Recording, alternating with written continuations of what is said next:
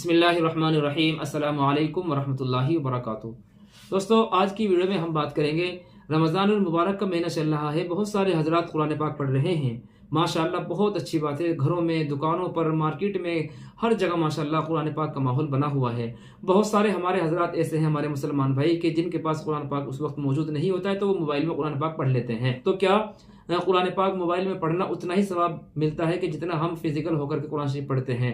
यानी कुरान शरीफ हमारे सामने होता है, कुरान शरीफ को हम हाथों में रख करके उसको सामने रख करके पढ़ते हैं, इसमें ज़्यादा सवाब मिलता है या मोबाइल में कुरान शरीफ पढ़ने में ज़्यादा सवाब मिलता है? तो इसके बारे में आज हम आपको बताएंगे इंशाल्लाह। देखिए, इस मसले का जवाब यह है कि कुरान पाक को देखना, कुरान पाक को छूना, कुरान पाक पर नज़र करना, उसको छूना, उसको अक़ीदत की नज़र से देखना, ये भी बहुत बड़ा सवाब है। और मोबाइल के अंदर जो कुरान पाक है वो एक किस्म का डाटा होता है, लेकिन उसका हुक्म भी वही होता है कि अगर कोई शख्स बगैर वज़ू के जो मोबाइल में स्क्रीन पर कुरान चल रहा है उसको नहीं छू सकता है। वज़ू के साथ में ही मोबाइल के जो नक़ूश, जो उसके हरूफ होते हैं, उस पर हाथ लगाएगा। लेकिन सवाब के एतबार से जो हम फिजिकल, जब हम यानी हम बिल्कुल बराह रास्त कुरान पाक हमारे सामने मौजूद है, हम उसको हाथों में लिए हुए हैं और उंगली रख करके पढ़ रहे हैं, उसमें ज़्यादा सवाब मिलता है।